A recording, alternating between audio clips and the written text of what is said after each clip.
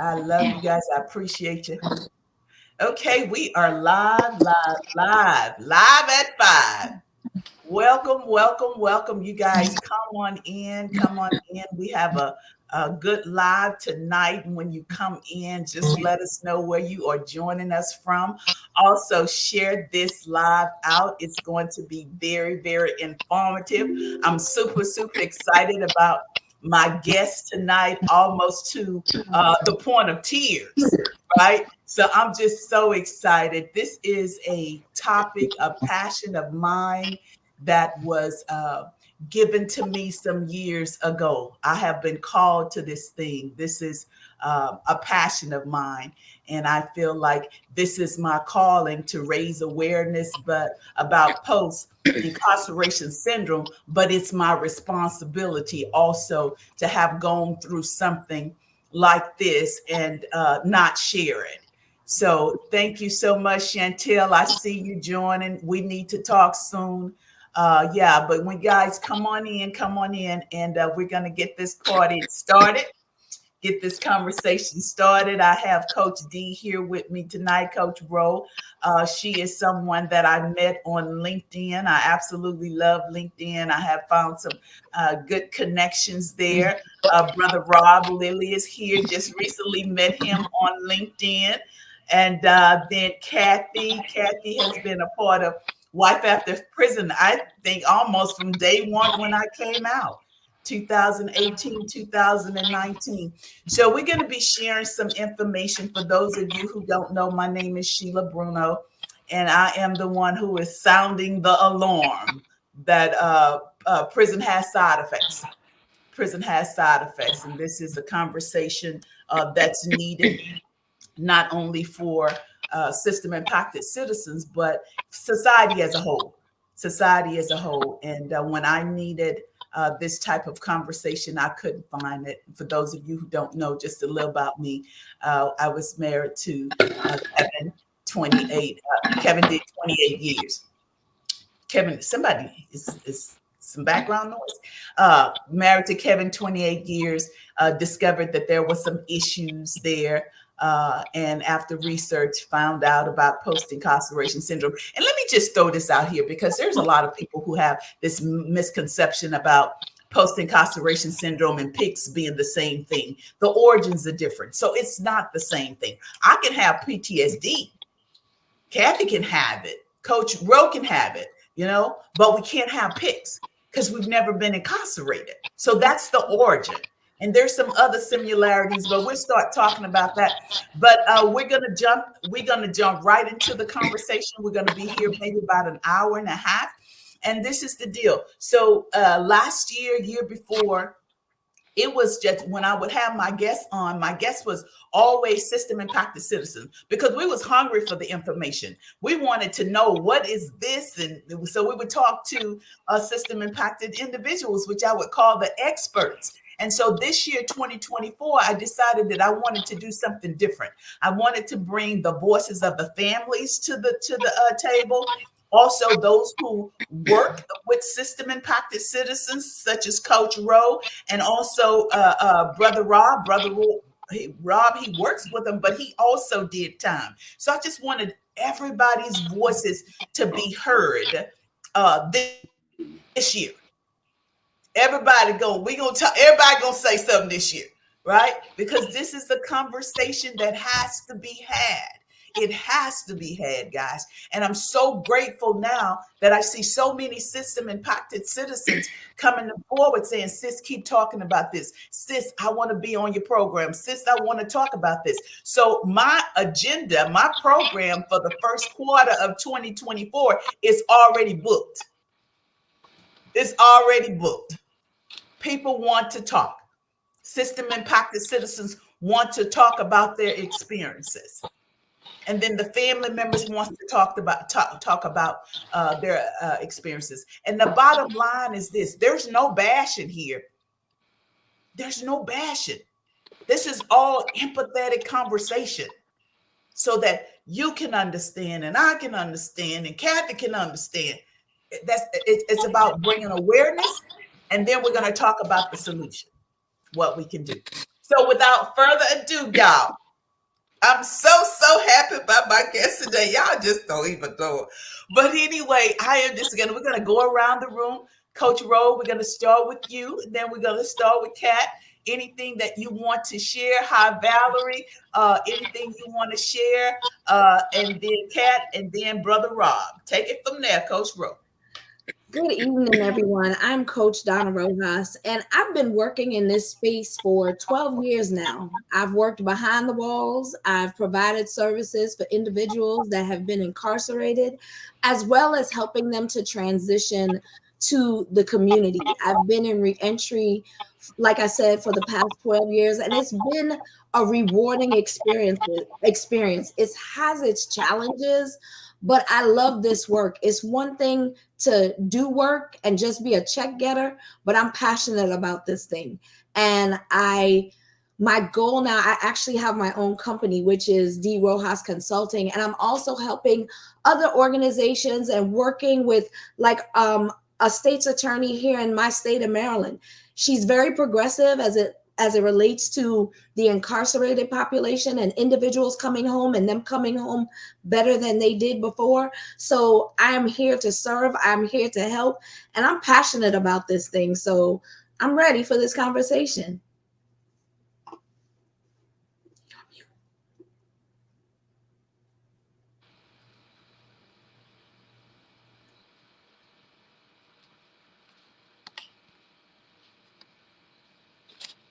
I can't hear you, Sheila. Okay, I had myself muted. Okay, darling. Okay, go ahead. Introduce yourself. Okay, I'm Kat. I go by Kat. I'm Kathy McComber. I have been in the juvenile detention center as a juvenile detention probation officer for almost 19 years. So I have a lot of experience inside the facility, but my experience has only been with juvenile offenders 10 to 17 years old. So it is different. I started advocating in the state of Mississippi for juvenile lifers. In the state of Mississippi, along with some other states, juvenile offenders that were given life without parole sentences and basically condemned to die in prison. And so in 2012, there was a Supreme Court case, Miller versus Alabama, basically that allowed the resentencing of juvenile offenders across our nation. So it was supposed to give them a second chance. They were supposed to be brought back before the court for a second look. Over 30 states have, transitioned and followed the Supreme Court, but Mississippi has done things very differently. And so what they do is they bring their juvenile lifers, there's 60 or 60 something, 65 of them. They bring them back one by one and they let the judge decide what's their fate. Half of them get resentenced to life without parole, which was not supposed to happen. And then the other half potentially get a second chance. So when I got involved in that and I started going to Mississippi, holding big events inside the Capitol building there and just speaking with legislators, parole board. So I've been an advocate for juvenile lifers in the state of Mississippi since 2017.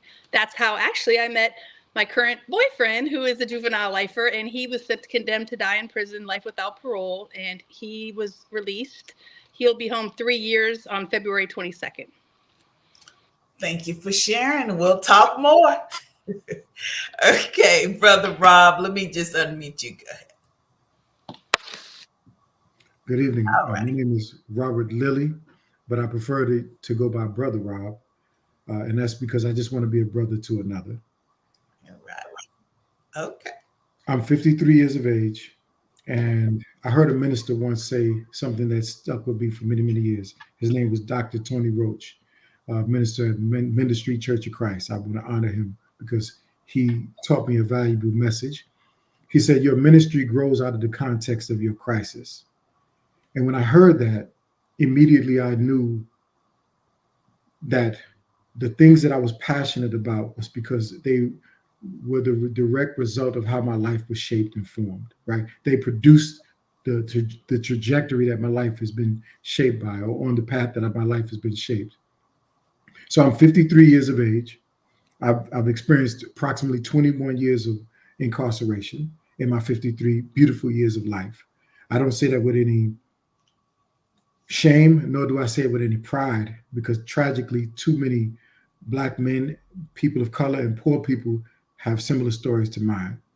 So I've been navigating a world and a society that I've been not almost, but I've been made an outcast in. And the complex emotions that grow out of this sense of feeling rejected or not feeling at home fit squarely into this conversation that we're going to have tonight. I had an experience many years ago where I came out of prison, and I remember being in a church, and I wasn't going to church at that time to worship. It was part of a social group that I was a member of, trying to become something that I felt in my heart I was destined to be, which was a leader in my community.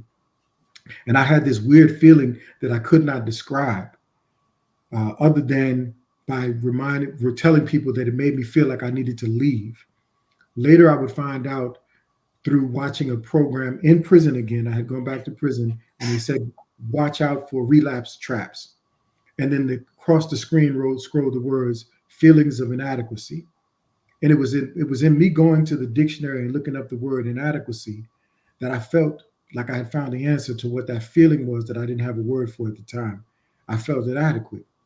I felt like everybody else was better than me, that I didn't have anything to contribute, and that I needed to find somebody that I could relate to, which hence opened up the door for me to return to communities and associations that were not productive, were not healthy, and didn't lend itself to me becoming the best version of myself.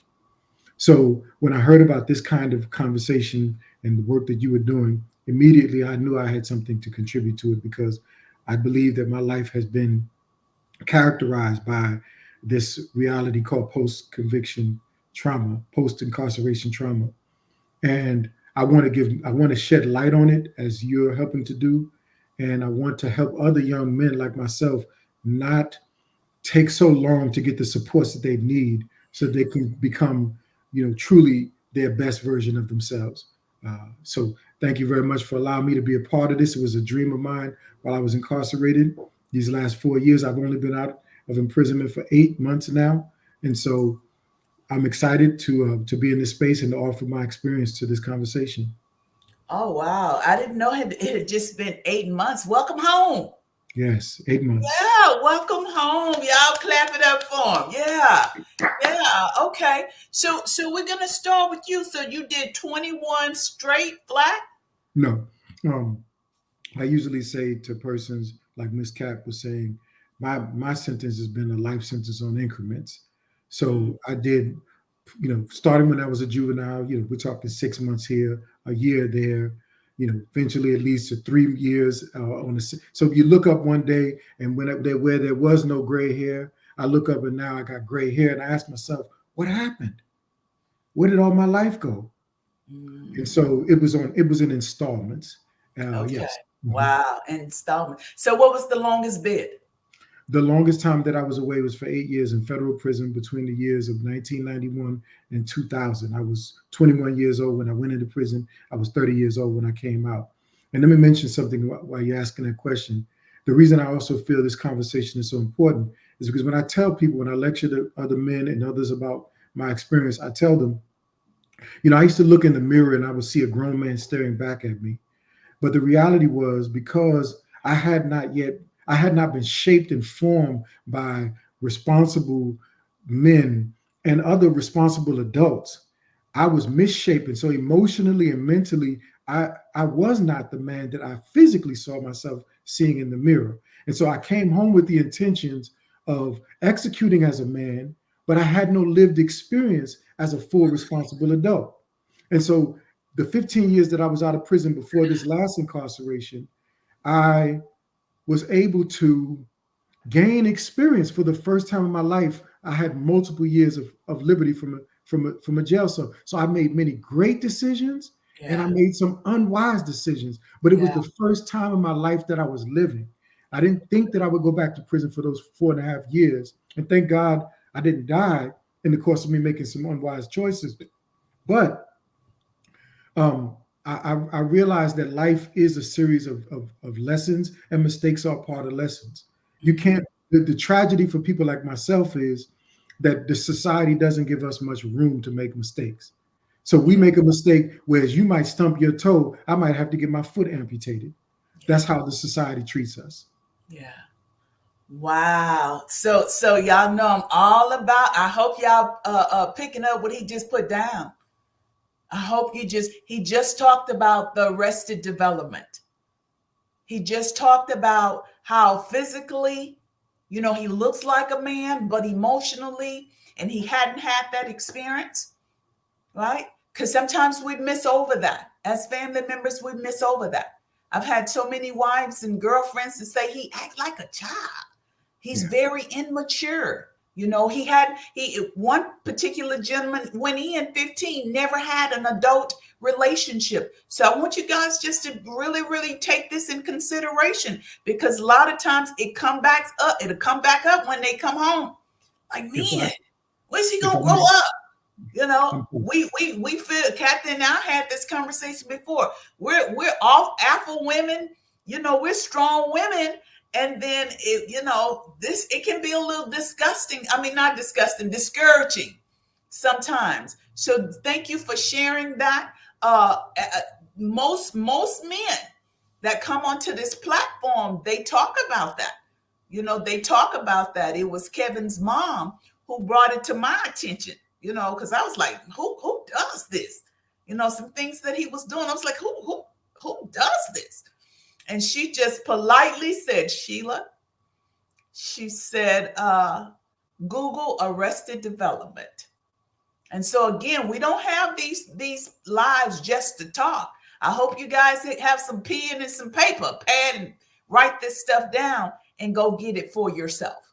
So again, thank you, Brother Rob, for sharing that. Kat, you got anything to speak on that as far as and again, Kathy's in a relationship with someone who did 19 years. So is it anything that he has said, Kat, that you've seen, that you've had that experience that you can talk on?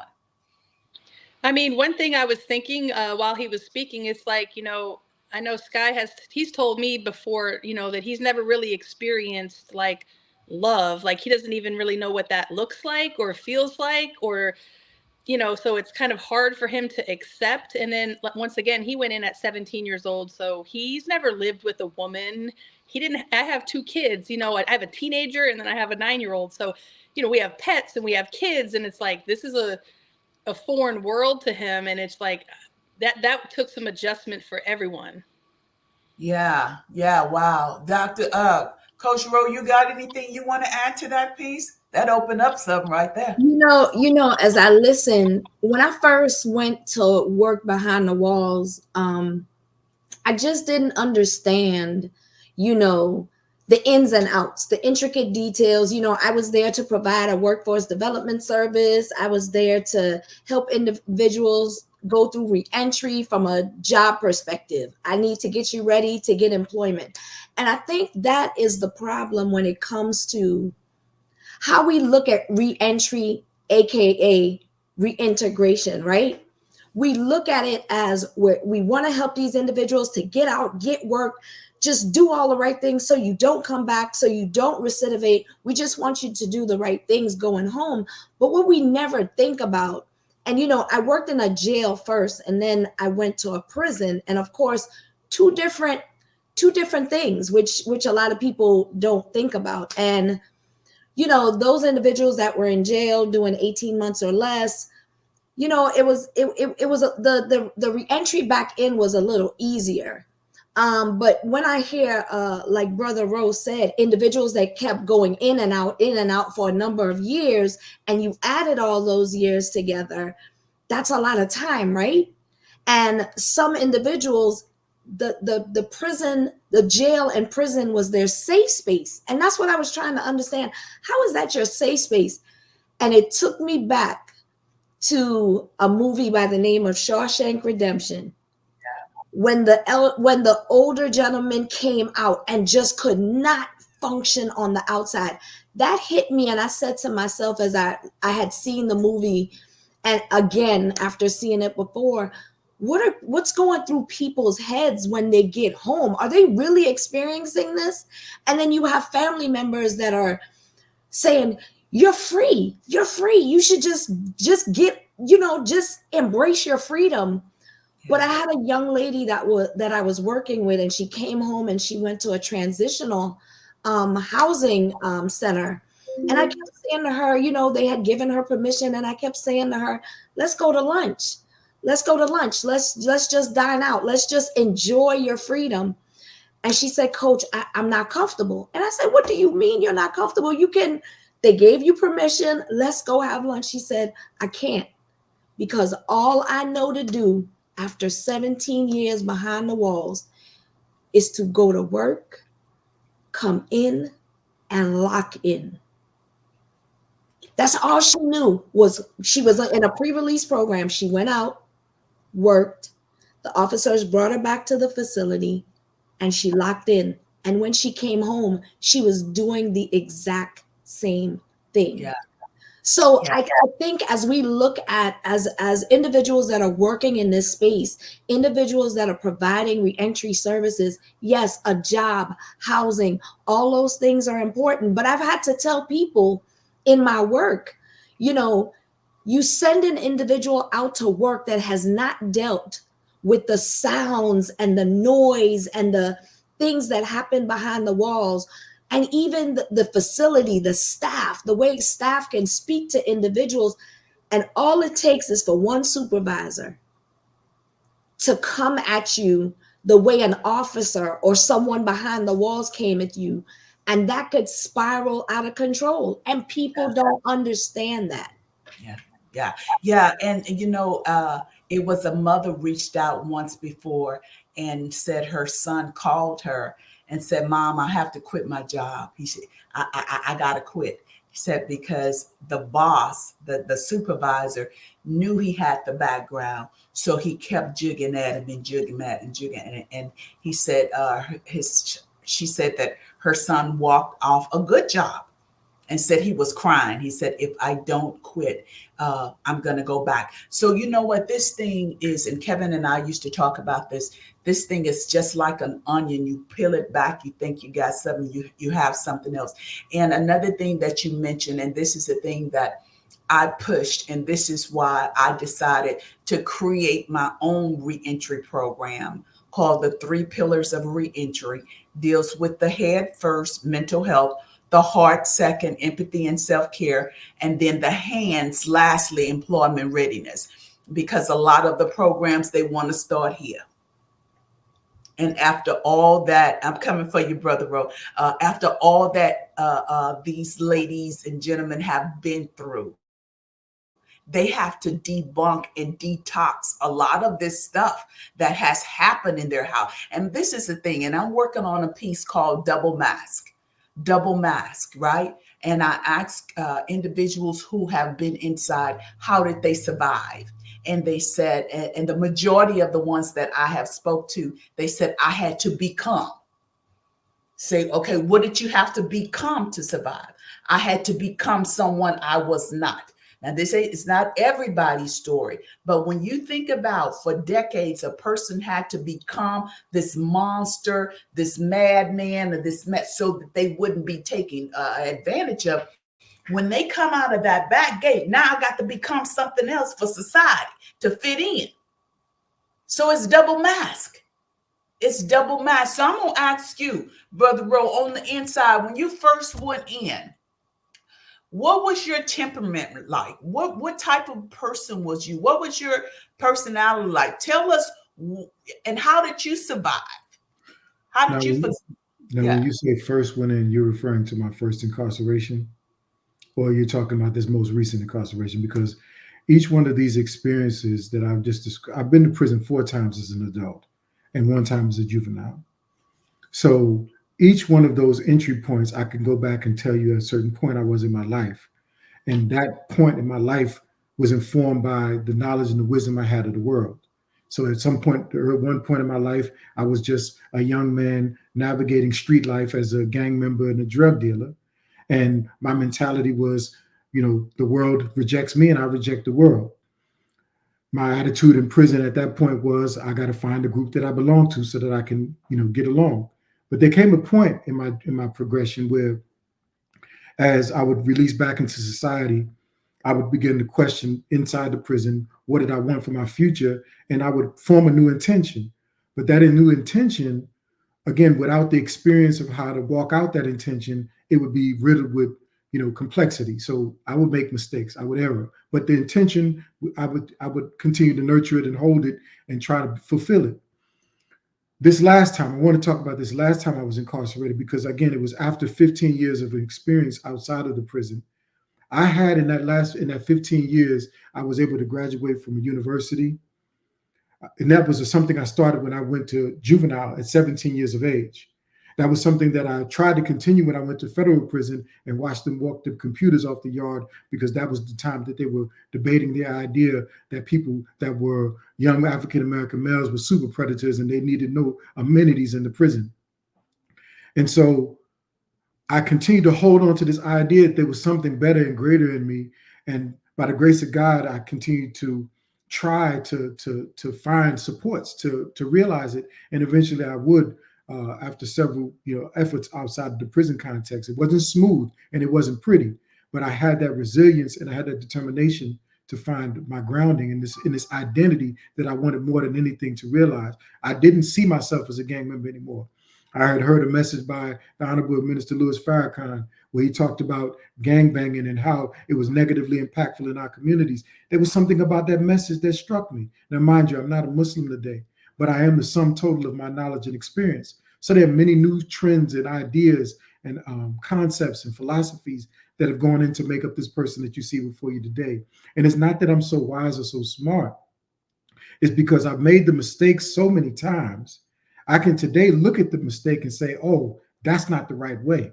So kind of going back to bring the plane in for a landing, what my mentality was this last time I went in was hopeful.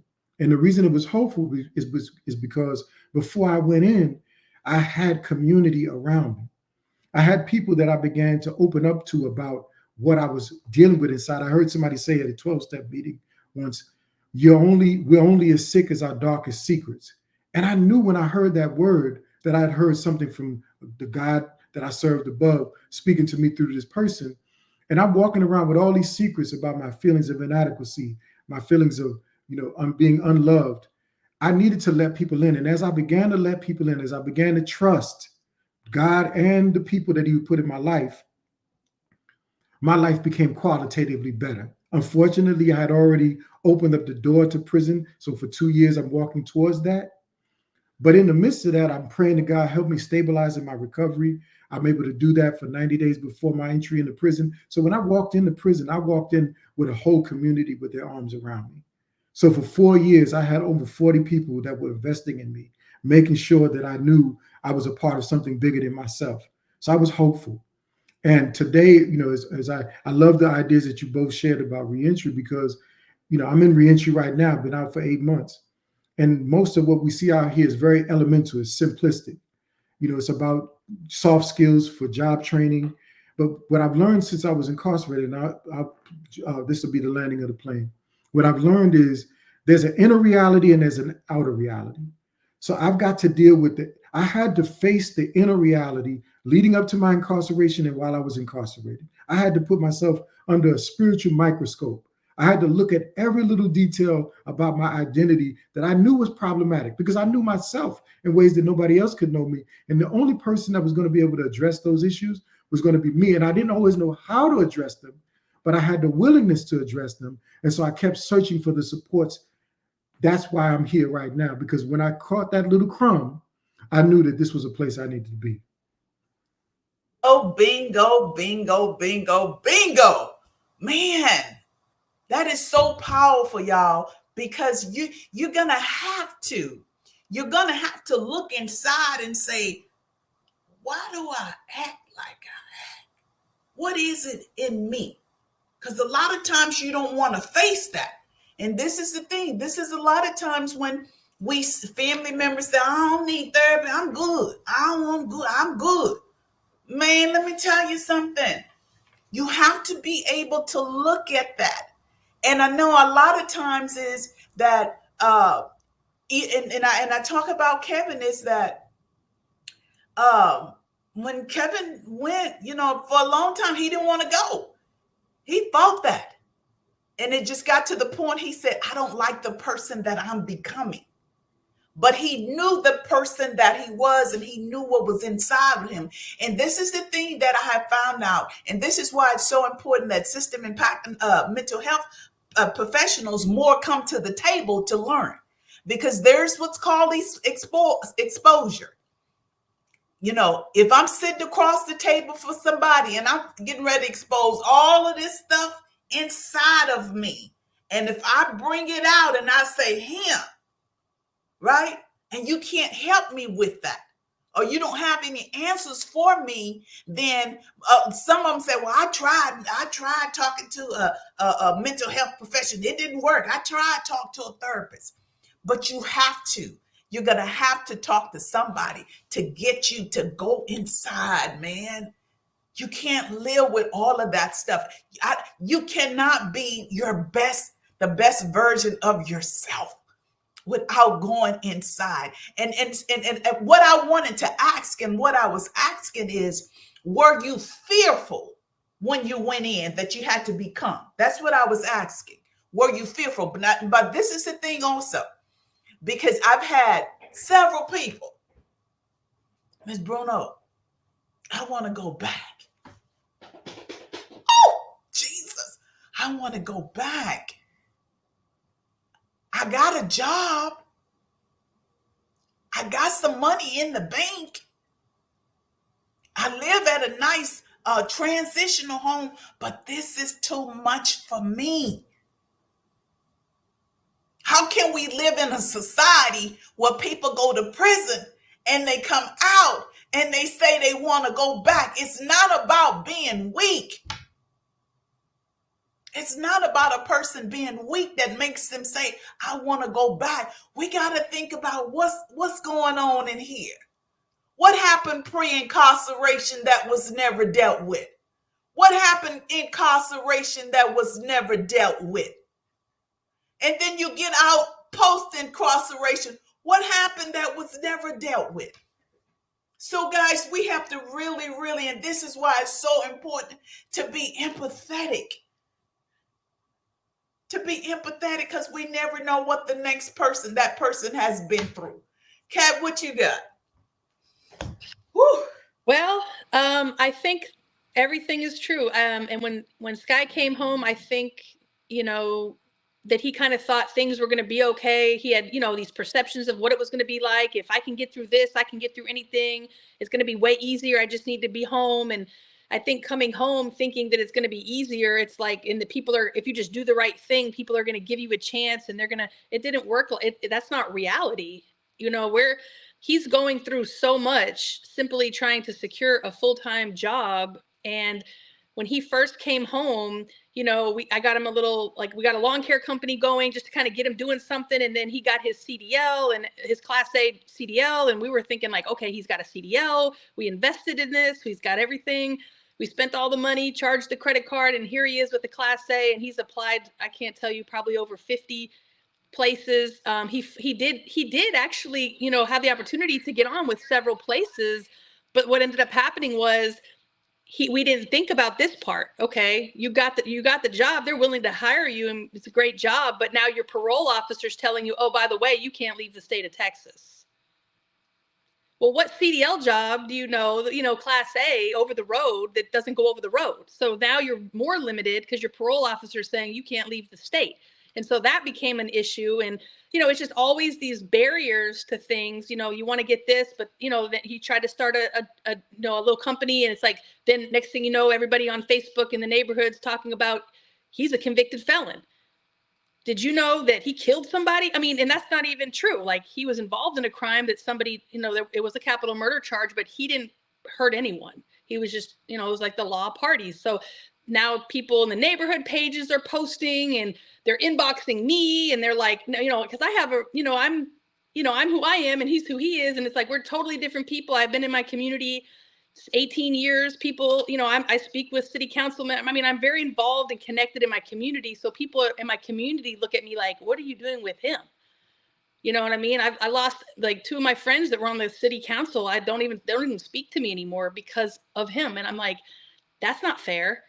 I've lost my connections in the community to people just because of him. I've lost family members not because of him, but because of our situation. And so people coming home from prison are not given the fair chance that they may think, or that family members think. And we say second chance. We say second chance. Even if they get out and they're doing the right thing, then there are still some barriers that hold them back. So let me ask you this, because y'all know Wife After Prison, we talk about relationship stuff. Because there's so many women, and I love them, and but I see them struggling. I see them struggling in their relationships. I hear them saying, I had to walk away to save myself. I hear them say, I was happiest when they were in prison. It's the same behavior, different zip code. And one of the things that I really want family members, whomever, to understand is, I wanted to pull this back. I wanted to simplify the term of post-incarceration syndrome, because when I first saw it in 2018, I was like, what is this? What is this? And I wasn't really getting it. All I know that it had disrupted my family. Right. And so I wanted to simplify it. So I want family members to understand just this simple, right? Post-incarceration syndrome is some symptoms and some challenges that those who are coming home will experience.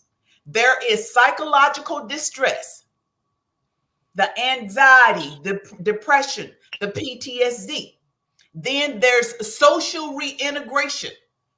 Some have issues with socializing with people. They don't want to be around nobody. That was what Kevin with me. And to the point where it just really got to him, because he confided in me. He said, Sheila, I was by myself for so long. He said, but you're with me 24/7, 365. Right? So there's that social reintegration. Then there's that cognitive impairment, decision making, problem solving. Sometimes loved ones can complain that, he's home now and I asked him what he want to eat and he doesn't know. Cognitive impairment. And then there's the behavior patterns that you see. Right? So when you guys come to this table, come here to this conversation, come to learn. Come to learn. See what these symptoms are, so that you can recognize this when your loved ones are struggling. I spoke with a gentleman, just got out, 30. He and his wife married 2 years ago. And I said, you don't know her. You don't know her. She don't know you. Right? So he and I having conversations about that, what that looks like. So if you guys have any questions, put your questions in the chat and we're going to have the guests to answer the questions. I did see Diana, you said my son is getting out April the 28th. Are there any reentry programs? Diana, I'm going to introduce you with two guys that I was on their podcast last Sunday. The name of their podcast is Success After Lockdown, and they're in New York. And so I want to connect them with you. I know one of them is in New York, one of them is in Florida, and they'll be able to help you with that. So if you guys have any questions for the guests, put your questions in the chat. Also, there is another organization. They have a survey. And so what they're working to get the term PICS recognized in the DSM-5. So there's a survey, and I'm going to put the link in the chat. And if you guys don't mind, please complete this, and also share this with family, friends, or whoever you may know. Okay. So let me check and see if we have some questions out here. Anybody else? Okay, let me see something. I mean, be that you have to put. Okay, talk to us about that. Talk to us about that, Brother Rob. You had a comment out here. Is this something somebody said? A question they asked? You said I may be that you have to put him Okay, in. yeah. Excuse me. I had to find my microphone again. I had the screen set up differently. Yeah, somebody had asked a question about how do they explain that to their loved one, and what I said was that you may have to put them in proximity or closeness to somebody who has the similar experience to them, who's navigated the space that they're in now, because they may be able to hear better through that individual than through you. You've heard the refrain before: you can be too close to the tree and not see the forest. Sometimes we're too emotionally sensitive with people that are close to us, or a lot of times, even when we mean the best when we're saying, it could be that the way we're hearing it, we're not hearing it the way you intended it to be heard. So in that instance, I've learned that just sometimes finding examples of what it is you'd like to see that young man or person become, putting them in proximity to that individual may position that individual to learn and see the things that you've been saying to them all along. I want to say one quick thing, if I may, right? So I'm married now, and I was engaged when I was incarcerated. One of the primary things I was excited to go in the show about was that it's called Wife After Prison. Well, the woman that I met prior to my incarceration, we weren't together for a very long time, and so we had a very intense courting period, and I was gone soon thereafter, and was gone for 4 years. Um, she wanted to hold on. I wanted to hold on, and we held on to each other for those 4 years. One of the first things we started doing, because I couldn't be romantic with her in the typical sense that a person would be romantic with their lover, but we had the telephone and we had letters, and so we picked one of the first books we read together was Wife of the Prisoner. I forget the name of the author, but it's a woman out of New York who chronicles her story with her husband who had a life sentence incarcerated.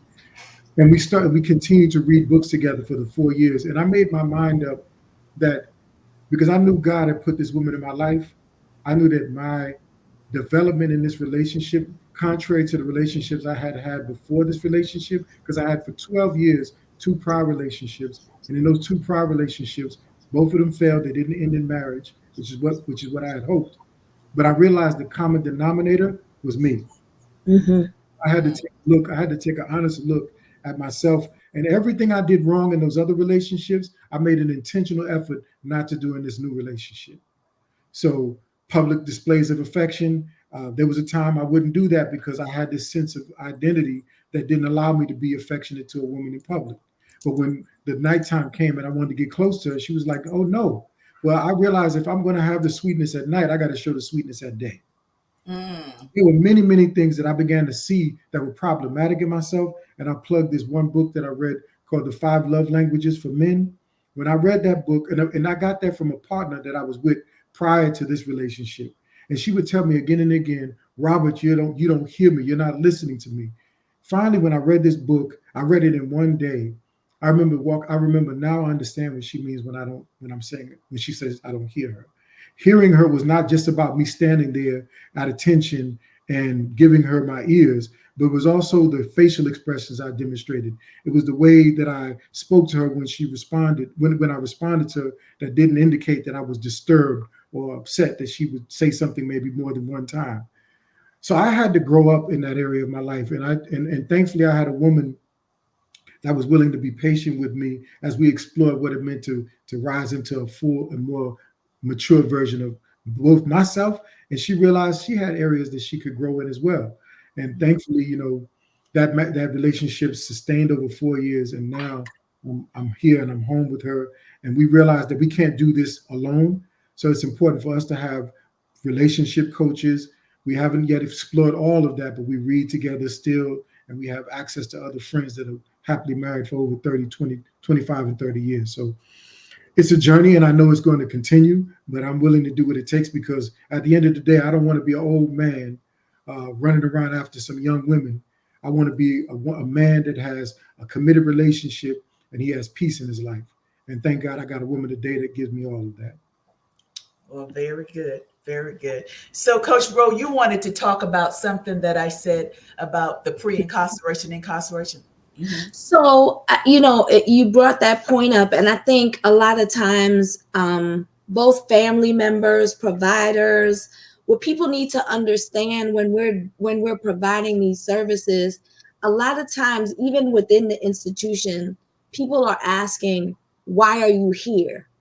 Why why did you get here?"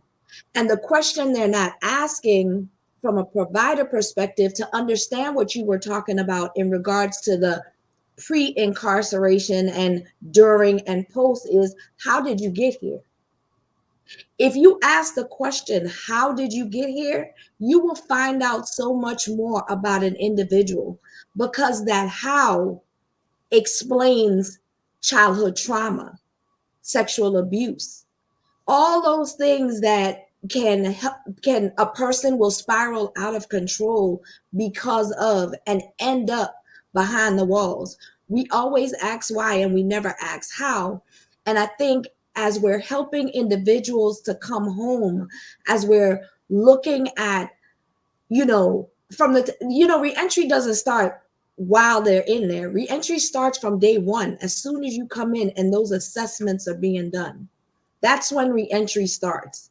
Reentry starts with those assessments and the staff looking at what are those things, looking at your child, your ACEs scores, looking at all those things that make you a person that now brought you here. God didn't create you to be a criminal. God didn't create us to do wrong. But when we do wrong, how do we make it right? And you can't just make it right by telling someone, get it together, get out there, and just live life. Yeah. You have to understand their why, what brought their how, what brought them there. All the things that, childhood trauma that turned into substance abuse, that turned into a mental health issue. And if you don't work on those things or help an individual to work on those things, you're going to have those issues post incarceration. Yeah. And another thing, and this is where I go back and I say that when you're working with this population, then you have to have a level of empathy and compassion. If not, you're just getting that check. I just need the first and the 15 to roll around. That's all I'm concerned about, right? Because even when I asked one guy about his assessment, he said, I ain't had no assessment or whatever. So you have to have people in those positions that really, really care. And not only that, they have to understand what's going to happen when they come out. If you don't do your best, and if you don't help them while they're on the inside to the best of your ability, then it's a high probability that you're going to see these people again. So, okay, let's see what this question says. So what about a guy comes home, went in a juvenile, and comes home, wants a family? What do you tell him? Anybody? What would you tell him? He wants a family. I would say I read a book when I was incarcerated. It's called "We're All Doing Time" by Bo Lozoff, and in that book, Bo says that if you want to become something, find somebody who is already that thing, get close to them, and they'll show you how to become it. So, in my humble opinion, one of the biggest lessons I've learned, and that I would say to a young man, is find you a role model or a mentor. Find you somebody that you value as a dignified human being. Emulate that person. Ask them questions. Prod them. Explore your ideas. Because at the end of the day, what I've realized is that many of us, especially myself, I grew up in New York City in the 1970s. And then after that, I moved to California in the 1980s. I didn't learn. My dad, although my dad was in my life for most of my life, I lost him at 90 years of age. He was not a communicative man. He wasn't very expressive with his emotions. And so what I needed to learn from my dad, I did not get from my father, although I love him dearly. And I mean to cast no dispersions on him. But I realized that I was not fully formed as an adult male. And so I needed to find and be humble when I found men that I could learn from and be guided by into those areas of life that I had not yet explored. And there are many men out here that are willing to be that example for us. But the biggest part of it is we have to be humble, and we have to say the biggest refrain that I could have on my tongue as a young man, and this young man, he could have on his tongue is, I don't know how. That's it. I don't know how. There's That's no it. shame. There's no harm in saying, I'm in a place that I don't understand. I'm in a Yeah. place that I don't know what to do. I don't Yeah. know how to do this. Yeah. And if you Yeah. have good people in your life, and that's of course, the judgment that you're going to have to make, and it may mean experimenting. You may get close to somebody and they may not treat you the way you want to be treated. Well, you have this choice to back up and look for somebody else. But the goal is, I think, ultimately find those men that can be examples for you to usher you into areas that you have no experience yet with. Yeah, you know what? And when you said that, I thought about, guys, this is a workbook I created, and I created this in less than a month, and it is be, do, have. A lot of times they want to have, then they want to do, and they want to be. But the thing is, be first, do, and then you will have. And as Brother Rob say, find a person that you want to emulate. Be. Do the things, ask the questions that, what did he do?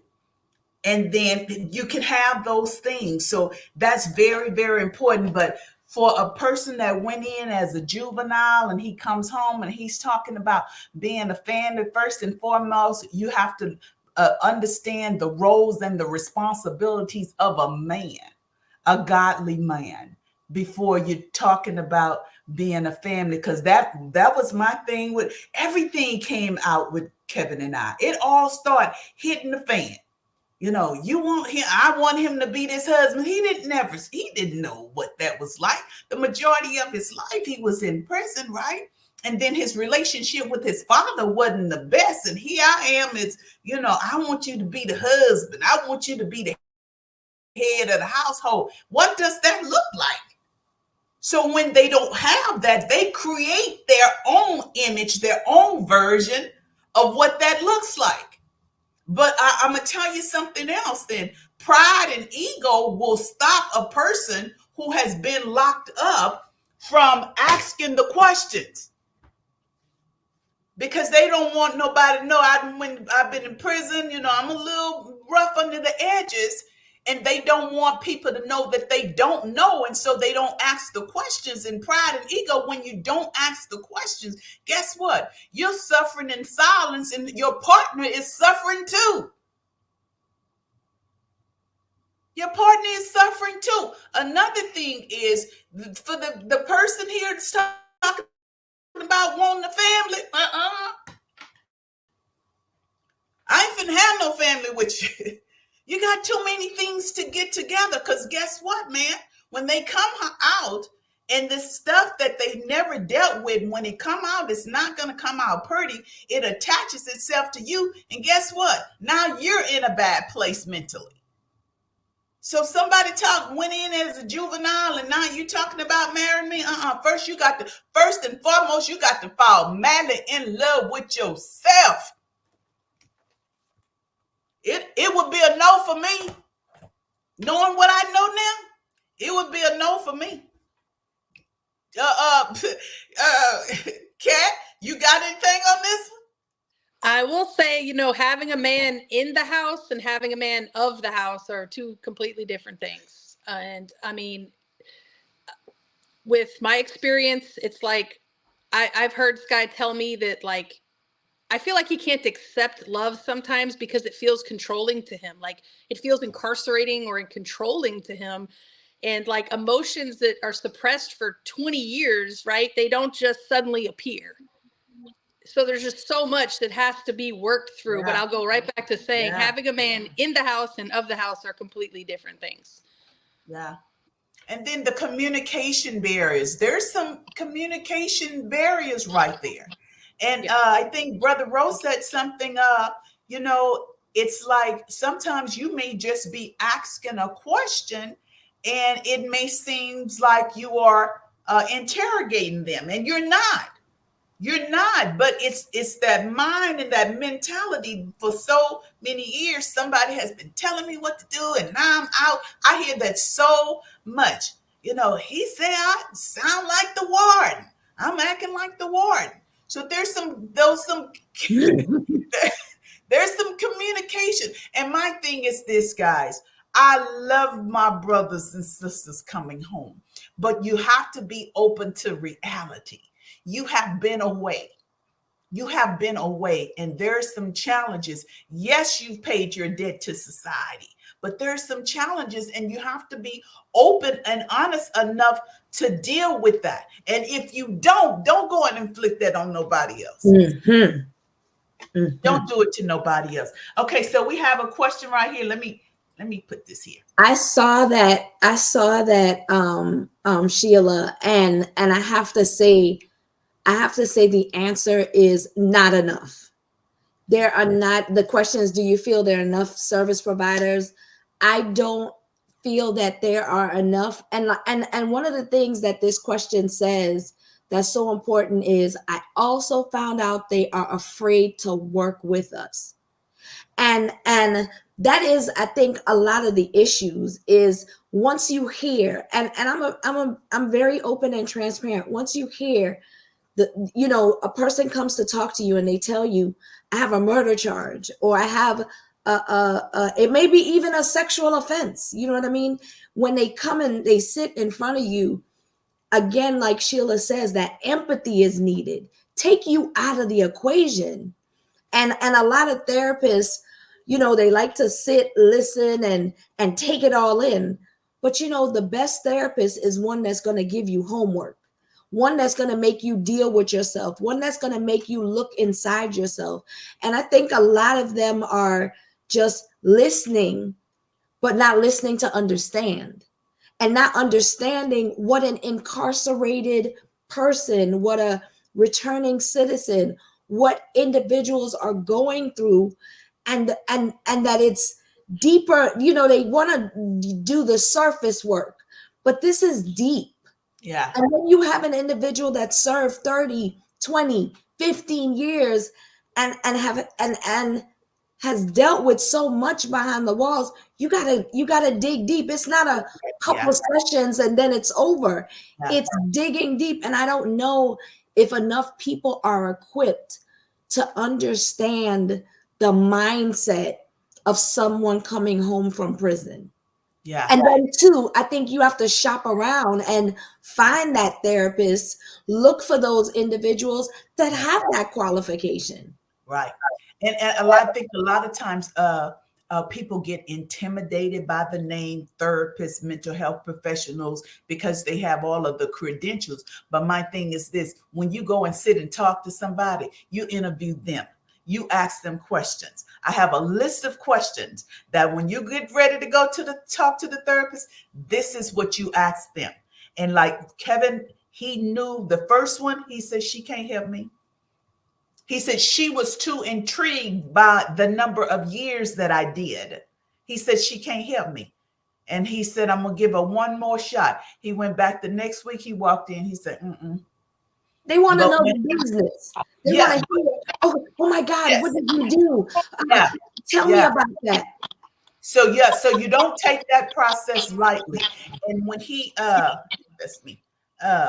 So when he went and found the second one, oh man, I wish I could clone her. She was heavy trauma. And she gave him homework. He had some things that he had to start working on immediately. And as long as he was going to see her, I had my man back. Everything was Gucci. But when he thought he had arrived, he stopped going. And when he stopped going, then some of those behaviors started again. And at that time, and don't y'all judge me, at that time, when they came back, I said, oh no, I can't push Sheila through that again, But I'm so grateful today that I can call him my friend that I was once married to, right? And he said to me, he said, Sheila, he said, as much trauma that I have dealt with, he said, for me, then therapy will have to be a lifestyle. And it's to each his own, right? And that's why I say to family members, a lady reached out and I could just hear the anger in her voice. She said, I hate him. She said, I hate him. She said, I've spent so many years holding him down, and he got out and he left. And I say, you can't hate him. You can't hate him. And my thing is this. I was mad at Kevin. Yes, I was angry with him. But my thing is this. When I gain an understanding, my thing is this. I am going to read. I'm going to research. I'm going to understand why is this happening in my life, da, da, da, da. But when I gained an understanding of trauma and the impact that trauma has on a person, I couldn't be mad at him. I couldn't be mad at him. And I called him and I apologized to him. Right? And then the thing about him, and I applaud him. One day he called me. He said, I owe you an apology. And I said, why? He said, I didn't cover you. He said, I didn't know what it was like to protect you. He said, but I want to ask you to forgive me. So we good. We're good. So, Brother Rob, have you had to speak with anybody? Yes, I'm currently receiving therapy now, and I'm proud to say that because, I went through some challenges in that 15 years that I was out of prison. I was on bond for 2 years, and in those 2 years, when I recount this part of my story, I tell people I faced every fear that I could possibly face. I considered it my Odysseus moment, facing the demons and slaying those demons. And in those 2 years, I had to really face what it meant to have a diagnosis and understand that it required of me a certain response that I had been hesitant to give in the past. But the stakes were too high. I was now 49 years of age, and I was facing a 25-year to life sentence. And it didn't have to be. It didn't have to be that what I had gone through would lead to that. I could have and should have received help before that, but I did not fully understand the gravity of my challenges. So in that moment, I decided to explore medication. I did that for a time, and then with doctors' consent and negotiation, I opted for other options. And one of those options was therapy. But also, and I want to mention something as I pass on this thought. The gentleman asked about therapists, and there's a saying. It says, "Those that are closest to the pain should be driving the change." Many of us that have lived experience, we ourselves need to be positioning ourselves to be the resources for others. I consider myself. There's another book I recommend. It's called Wounded Healer by Henry Nouwen. And in that book, Henry Nouwen gives an analogy of a Christ figure who's at the gate. He's bandaging his wounds, but he's doing it very slowly so that at any moment when somebody comes in need, he can help bandage their wounds. And so I realize now today, and in the midst of it, I couldn't understand why, but I realize now today that I've gone through everything that I've gone through because I'm supposed to be a resource for others that are now traveling the same road that I've been on. So we should become the doctors. We should become the therapists. We should become the teachers. I believe with all my heart that we're living in a time with over 2.3 million men and women incarcerated in our society. We have to stand forth more prominently than we currently are so that we can find solutions for our common problem. If we wait for others to come and save us, and hopefully we don't hold our breath because I think we're going to die. I think it's time for us to realize our level of responsibility in this dilemma, and we have to rise to that occasion. I believe that we're living in another time where the circumstances of mass incarceration and its magnanimous effects on our entire community require another civil rights movement style response. And only this time, the work is not just on the outside with institutions and agencies and policies, but it's also internally in our families and in our minds and in our hearts. So I believe that there not only are not enough therapists, but we also need more ministers. We need more teachers to become aware of this information. We need more coaches and and life coaches to become aware of this information, because with 2.3 million and 600,000 people cycling in and out of prison every year, this person that we're describing could be your neighbor, your employee. They can be your child's coach over at the ball game. We're all around us. There's no mark on me that indicates that I've been to prison. And if I came on this show and hadn't said anything about it, nobody would even know. So I'm a regular person going through some irregular challenges, but together I think we can find our common solution. Absolutely. I totally agree with you. I was at a conference and I was setting up my vendor booth, and a gentleman across from me was a pastor. And so he came over and we were talking. And I asked him, I said, Pastor, who's in your pew? And he looked at me and he said, who's in my pew? I said, yeah. Do you have any members in your pew who has been incarcerated or have family members who have been incarcerated that you can talk about this? Because so many people are dealing with it, but they deal with it silently. So many are dealing with it. And this is why I love the connection in LinkedIn, because it's been more so men that's in my DM saying, please keep talking about this. Men are validating the experiences.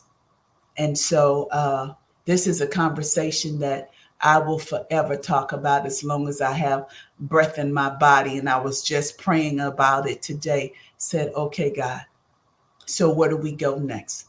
But just like it was when I first started Wife After Prison and was looking for a support group and I couldn't find one, I created what I needed. And so it is with the post-incarceration syndrome. It's the program that I'm now creating. I'm creating what's needed. We have to talk about the 3 pillars. We cannot. And like you said, we got over 2 million people in prison. This is a conversation for everybody, both inside and outside of prison. Yeah, both inside and outside of prison. And so that is my goal, to push more of this conversation inside, because men and women are coming out blindsided. Why am I feeling this way?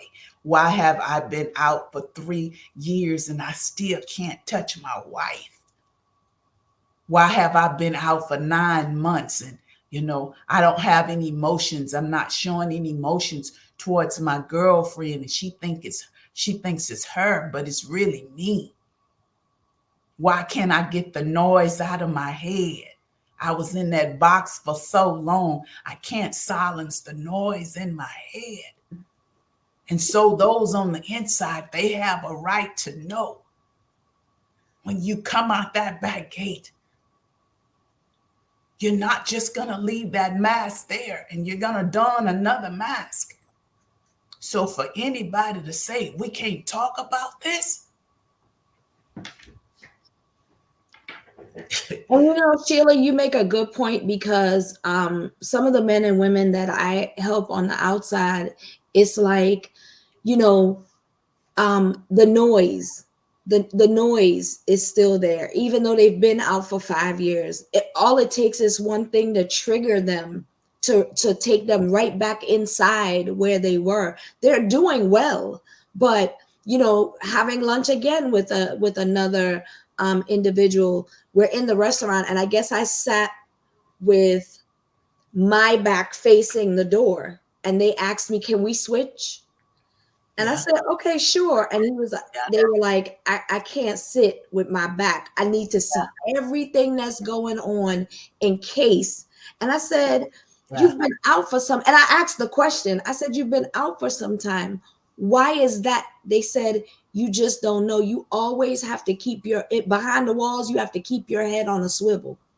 So when I'm somewhere and I feel like I'm closed in, I need to keep my head where I could see everything before it sees me.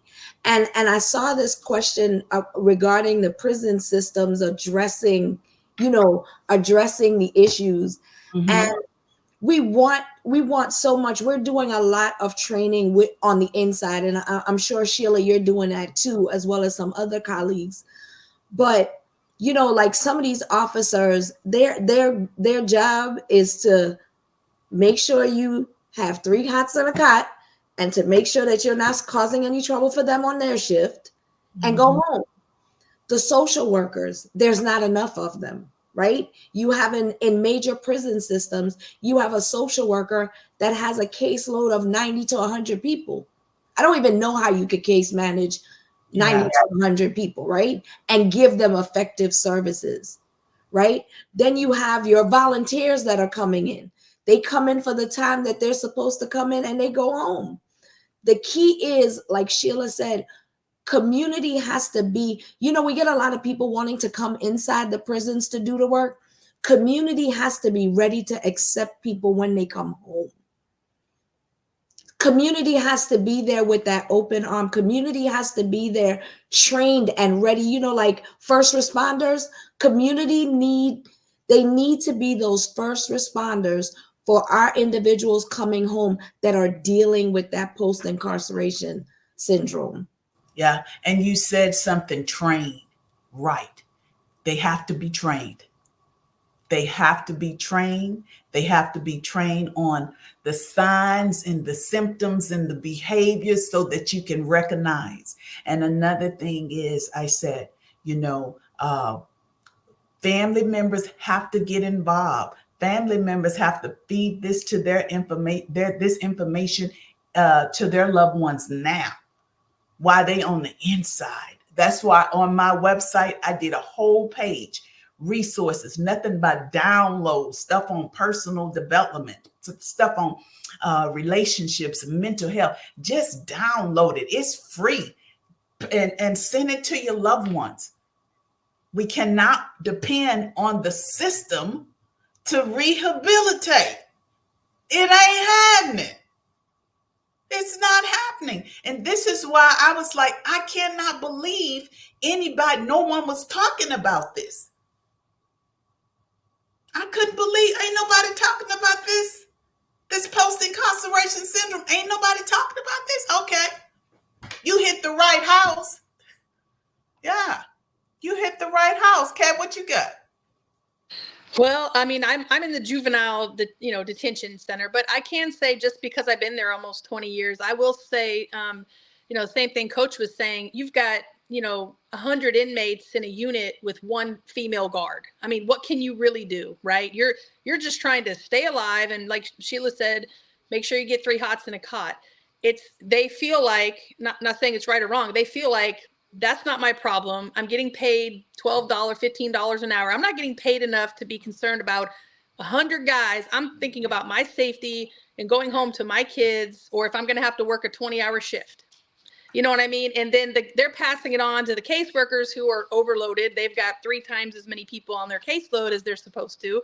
They're stressed out, overworked, underpaid.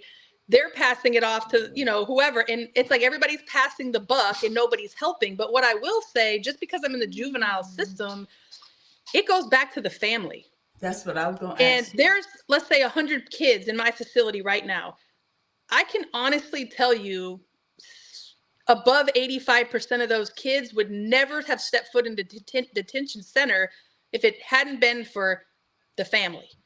It starts in the family. You know what I mean? And then it's just so difficult when you're raised in an environment. It's environmental. When you're raised in an environment that from the womb you almost didn't stand a chance. You know what I'm saying? Like, even with my situation with my boyfriend, it's like I looked beyond his crime. Like, I looked into like the soul of who he is as a person, and it's like he's been through so much from the time he was in his mother's womb till his incarceration. It's like he succumbed to the violence that the culture created, that the environment created. It's like I feel like if some of these kids, even in my facility, had been just placed in a different family or not raised in the family they were in, they wouldn't even stand in a detention uniform. I advocate for guys in prison on life sentences that haven't had a family visit in over 10 years, over 20 years. They have no family that writes letters, shows up. And I'm an advocate, and I'm writing birthday cards. I make sure they get an Easter card. I make sure they get a Christmas card. And they'll call me crying, like, I didn't even get a card from my mom on my birthday. She forgot my birthday. And I'm just like, these, and, you know, it's like, no matter how much rehabilitation, even if the best prison gave the best rehabilitation, if you're releasing these people to families that didn't do what they were supposed to do from the beginning, you're putting them back. It's kind of like putting a crackhead in rehab and they get clean and then you send them back to a crack house. How does that work? I mean, you give them the tools and then you put them back into where the same environment. So some people, places, and things, that's what my boyfriend always tells me. If those three things can change, then you stand a chance. Wow. Wow. Good stuff. So Brother Rowe, you have anything? We're going to get ready to wrap it up. If guys have, if you have any questions, put them in the chat and we have about 15 more minutes. So Brother Rowe, what you got for us? There are many things that I could say. Thank you for everybody's commentary. Like Ms. Cat just indicated, families are some of the seed beds where behaviors and identities are shaped and formed. But I want to emphasize that families are not formed in a vacuum. Communities and structures in communities also shape what families look like. And so although many of these families are damaged, the challenge is, I think the challenge for all of us that have this empathy that we strive for to model, we have to look at how systems and structures also played a part in the dilemma many of these children that you're working with, particularly perhaps, got to where they're at. So that's one thing. I'm an advocate. I'm an organizer and an advocate. I work in an organization called Grassroots Leadership, and I am a criminal justice participatory defense organizer. So I've been through my experience and I assessed it from the inside out. And I determined that I wasn't going to come home and I wasn't going to forget about the people that I left behind.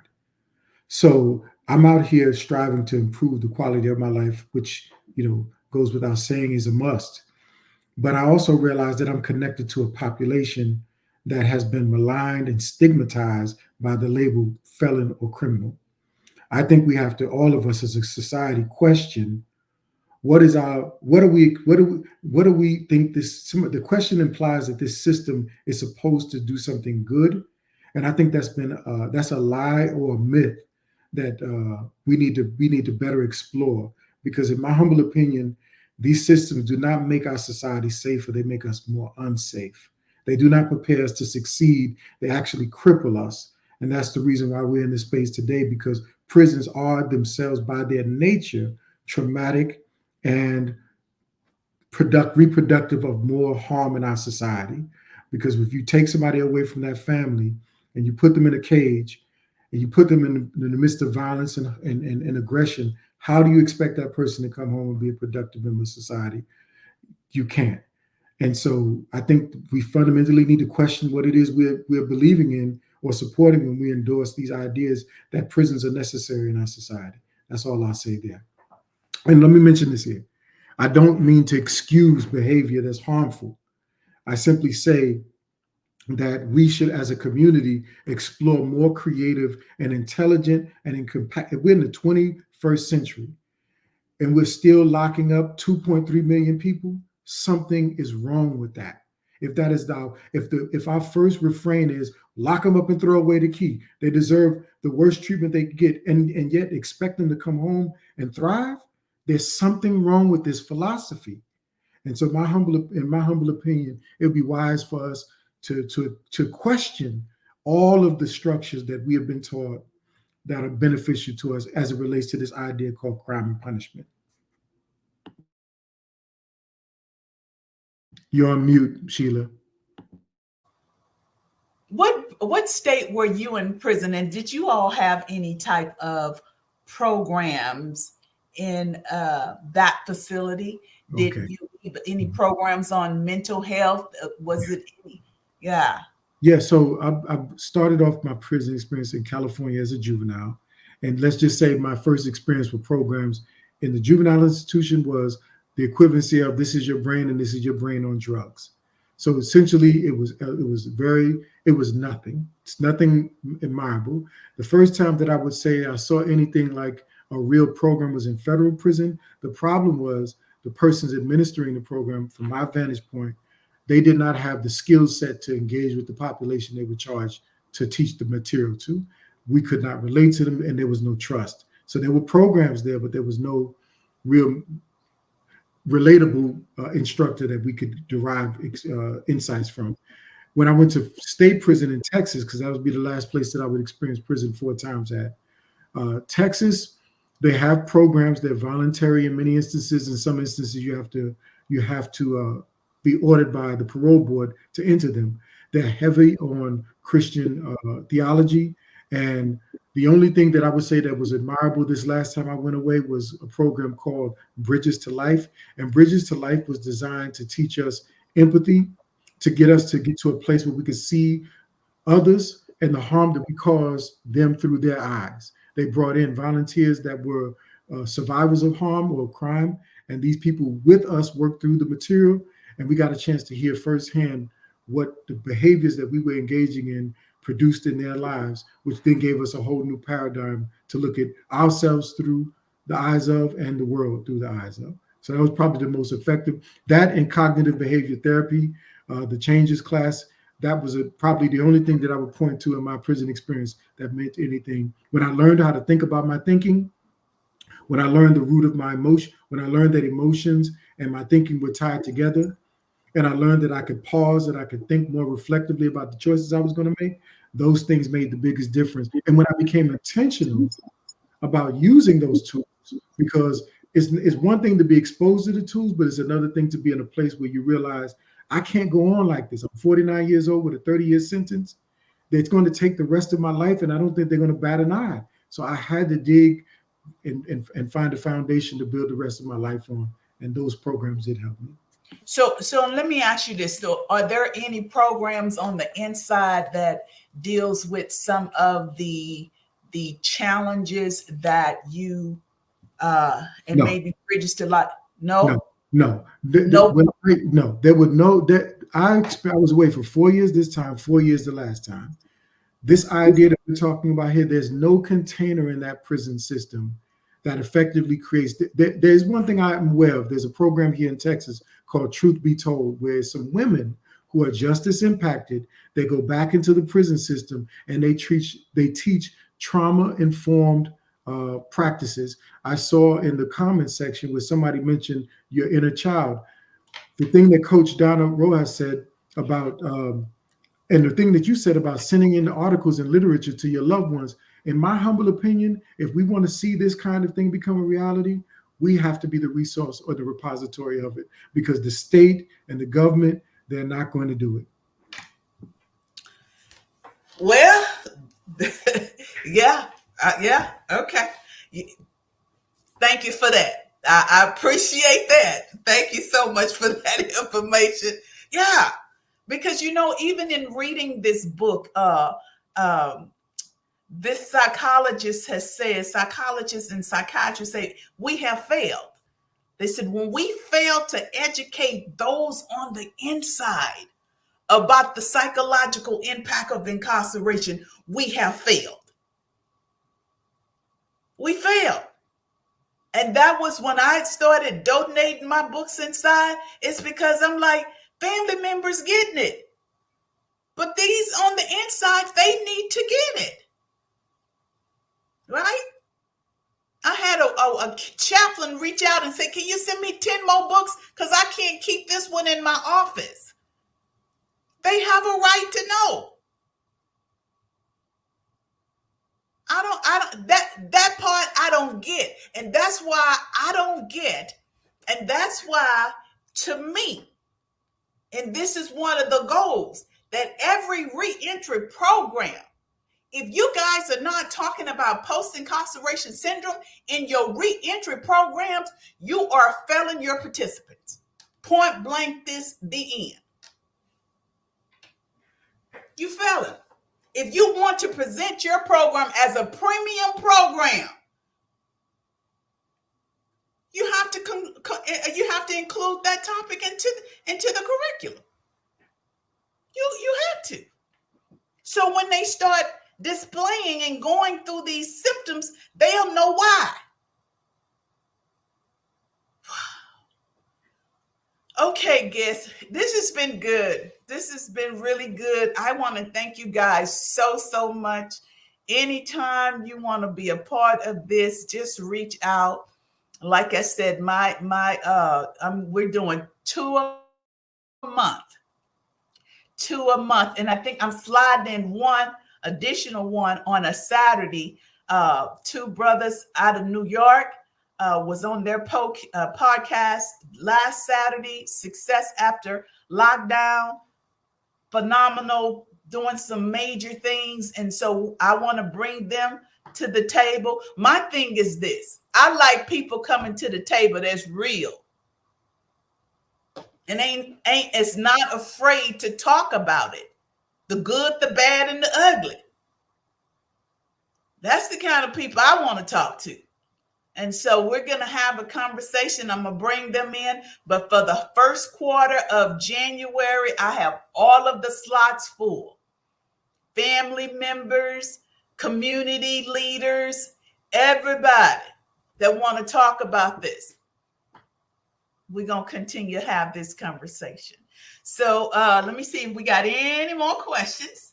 If not, we're going to end it on time tonight. So I'm just going to round robin the room. Coach Rowe, you any parting words? Brother Rob, Kat, any parting words? And then we'll close it out. I want to say thank you to you. Thank you for putting this out there so that individuals, justice impacted, everybody, family members. I thank you. And I just want the audience to understand that this work is tough. For those of us that work behind the walls, this work is tough, but there's some of us that do care. There's some of us that are doing the work and doing it right. So, Ms. Sheila, I just thank you so much for the opportunity to be here with you tonight.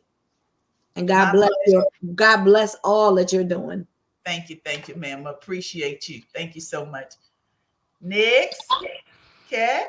Okay, yeah. I also want to thank you for allowing me to come on here. It's really informative for me to, go back in my detention center every day and just take a new piece with me.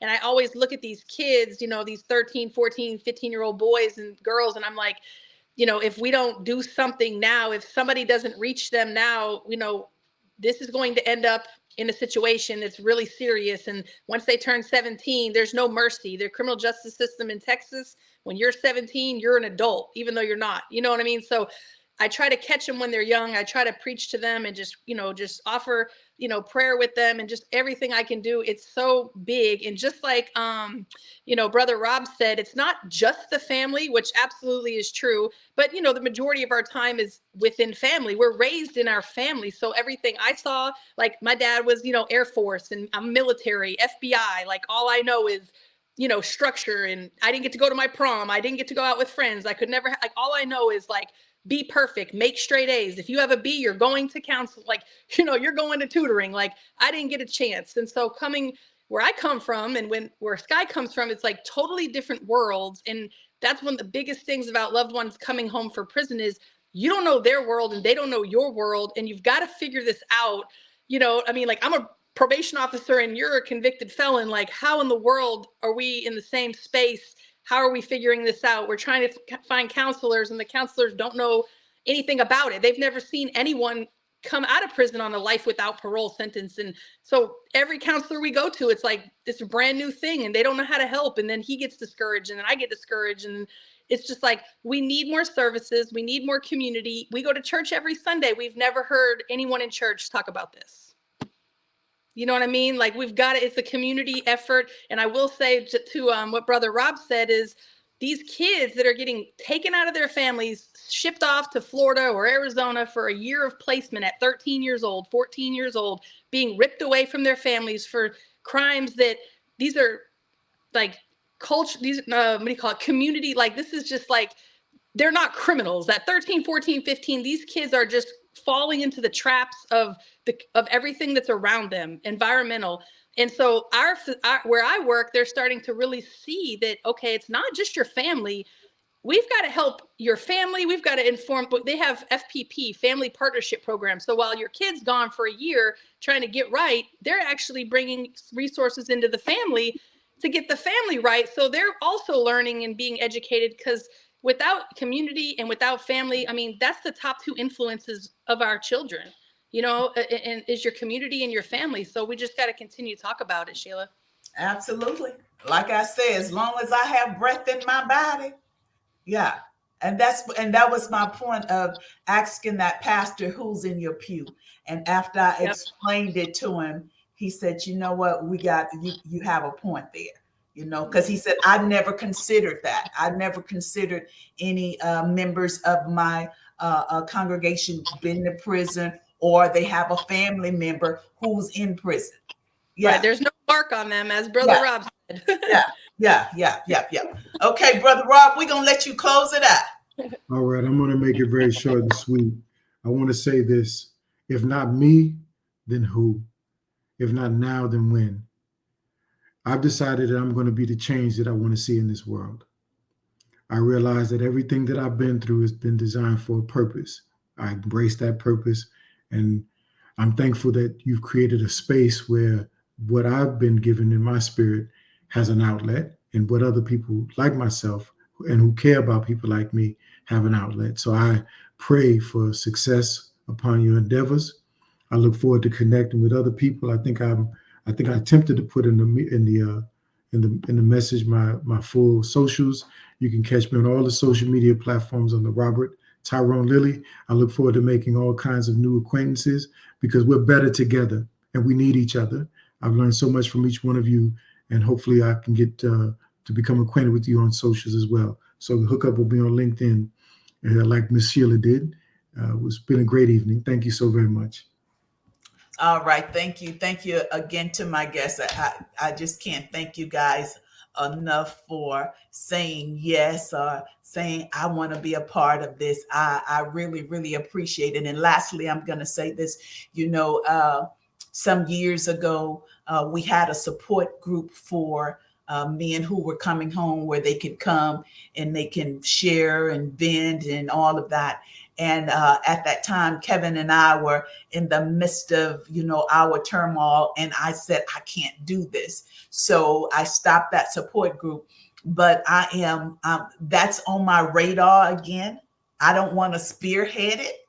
But I am hoping that we can get some type of support group together for those who are coming home, those who have been home, want to mentor those who are coming home, just a safe space for them to come and vent and share and get information, because they are more open to talk to someone who has been there versus someone who has not. So that is on my list. I'm going to be talking to some people who was open to, let's just get together. And I don't know whether we're going to, and then Coach Rowe, we could talk about this, whether we're going to have it, all male and female, or we're going to have it all together, whatever. But we definitely going to do that, because it's definitely needed. And so until next 2 weeks, the next one is, I think, the first Tuesday in February, I think it is. Then I have some guests, family members, system impacted citizens is going to be on the platform, and I'll be pushing out information. Again, thank you so much. God bless you, and I'll see you guys next time. Good night.